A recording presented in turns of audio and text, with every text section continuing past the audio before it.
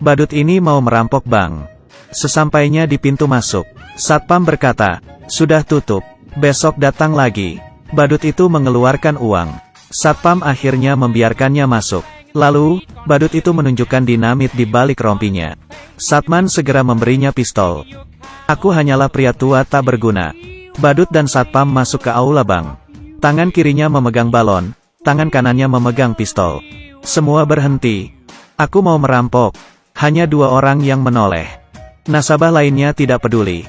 Kali ini, badut berteriak lagi dengan satpam. Semua orang hanya tertawa. Suasana sangat canggung. Badut yang marah meletuskan tembakan peringatan. Barulah semua orang percaya. Manajer bank menekan tombol alarm. Semuanya disuruh meletakkan tangan di atas kepala. Bahkan, anjing Nyonya Kaya tak luput. Melihat pistol, anjing itu mendadak diam. Ia memberikan kresek hitam ke teller. "Masukkan uang ke kantung sampai penuh." Nasabah pria di sebelahnya berkata, "Itu uangku." Mereka belum menulis tanda terima. Badut memiliki etika. Ia menyuruh teller menulis tanda terima dulu. Badut lalu mengurung semua orang di brankas. Satpam tua membantu menghitung jumlah sandera. Setelah semuanya masuk, tanpa disuruh satpam memberinya kunci. Ia lalu ikut masuk menyusul mereka. Badut mengeluarkan kantung plastik lagi. "Isi sampai penuh lagi." "Diam kalian, aku tidak akan menyakitimu." Badut lalu memanggil manajer. Mereka bergandengan tangan menuju aula. Badut menyuruh manajer menelepon polisi. "Bila melawan, aku akan meledakkan bank ini." Badut menunjukkan dinamit di badannya. Saat ini, penembak jitu sudah mengintai. Begitu mendengar bank dirampok, masyarakat berbondong-bondong menonton. Pedagang keliling juga tancap gas ke sana. Kesempatan untuk mencari uang. Sandera di dalam brankas. Sangat bosan, ada yang garuk-garuk kaki, merekam pesan wasiat, berdoa rosario, mengunyah permen karet, dan ada yang menangis. Badut yang bosan, mencoba menembak CCTV. Tapi, kemampuan menembaknya payah. Pistolnya kehabisan peluru. Semua tembakannya meleset. Ia akhirnya memakai pistol satpam. Sekali tembak, CCTV rusak. Kepala polisi menelepon. "Kenapa tadi kamu menembak?" Badut berkata, "Tadi aku menembak CCTV, karena ia mengamatiku. Sekarang aku butuh bus dengan bensin penuh. 1 motor, 1 truk monster, 2 helikopter. Setiap permintaan yang dipenuhi, aku akan melepas 1 sandera."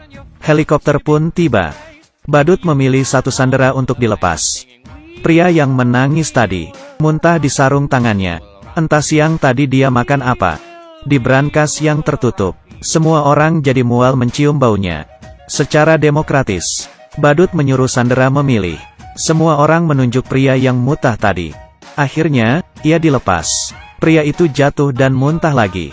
Bus dan motor pun tiba. Saat badut memilih sandera, manajer bank datang dan berkata, "Aku berikan jamku senilai $12.000 ini. Tapi, kamu harus memilihku." Badut berkata ia adalah orang yang bersih. Dan tidak pernah menerima suap. "Kalau tidak, aku akan membantumu menjual jam itu. Harganya mulai $300. Setelah 3 kali meneriakkan $300 dan tidak ada yang menawar, badut memberi manajer $300 dan membeli jamnya. Dengan sopan, ia mencopot jamnya senilai $2 dan memberikannya ke manajer. Badut melanjutkan pemilihan. Si pirang memarahi badut. "Badut dengan makeup tebal sepertimu merampok bank, seperti banci." Badut yang marah langsung menunjukkan bom di badannya. Para sandera lain langsung memilih si pirang. "Kami ingin hidup lebih lama." Badut akhirnya melepaskan si pirang dan si keriting. Kepala polisi ingin tahu situasi di dalam. Si pirang diam saja. Si keriting bicara bertele-tele. Saat kepala polisi lengah, si pirang menghapus noda putih di telinga si keriting. Kepala polisi kehabisan pertanyaan, dan melepaskan mereka. Lalu, truk monster sampai. Kepala polisi menelpon lagi. Tapi, tidak dijawab. Adegan beralih ke jalan. Mereka bertiga berkumpul, dan merayakannya dengan sampahnya. Rupanya, si keriting tadi adalah badut. Si pirang itu pacarnya. Pria yang muntah tadi adalah temannya. Mereka berdua masuk ke bank dulu dan menyamar sebagai nasabah. Mereka bertiga berpura-pura jadi sandera untuk keluar. Badut menelepon kepala polisi. Ia berkata truk itu terlalu jelek. Dan ia tidak suka. Jadi, ia minta truk itu diganti. Bila tidak, Sandra akan ditahan. Sebenarnya, ini untuk mengulur waktu. Saat menutup telepon, temannya tak sengaja menekan klakson.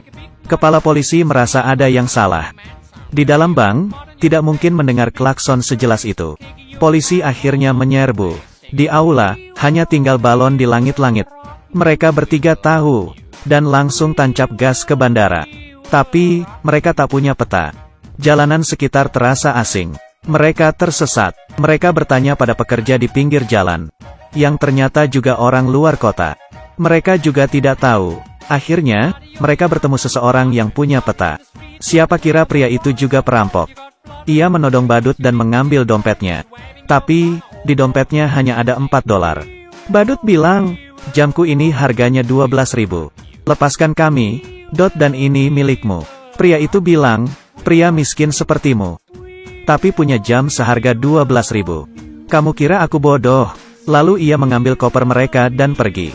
Koper-koper itu cuma berisi baju mereka. Mereka memutuskan kembali ke rumah si Pirang. Tempat parkir penuh, jadi, mereka parkir di pinggir hidran. Si Pirang berkata, dendanya aku yang bayar. Dengan gembira ia memamerkan uang di balik bajunya. Rupanya, mereka menyembunyikan uangnya di baju. Saat mau pergi, penyewa baru datang. Ia mengira mereka pencuri, lalu menodong mereka. Ia mau lapor polisi. Badut berkata, berapa uang sewamu sebulan? Aku dulu $1.200. Penyewa bilang, kenapa kita 2.600?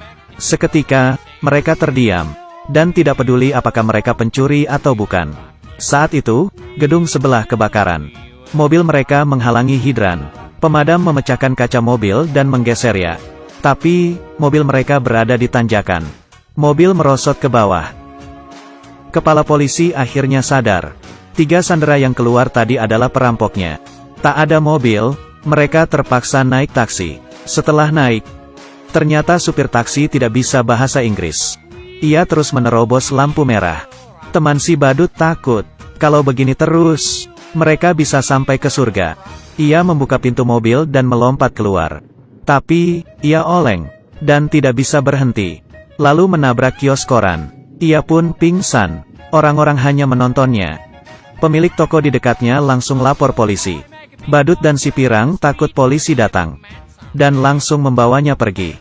Tak sengaja, mereka sampai di markas preman. Para preman mengacungkan pistol, dan menanyai mereka.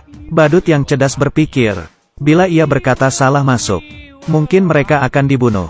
Kami menagih hutang. Tak disangka, ternyata preman itu punya hutang kepada mafia.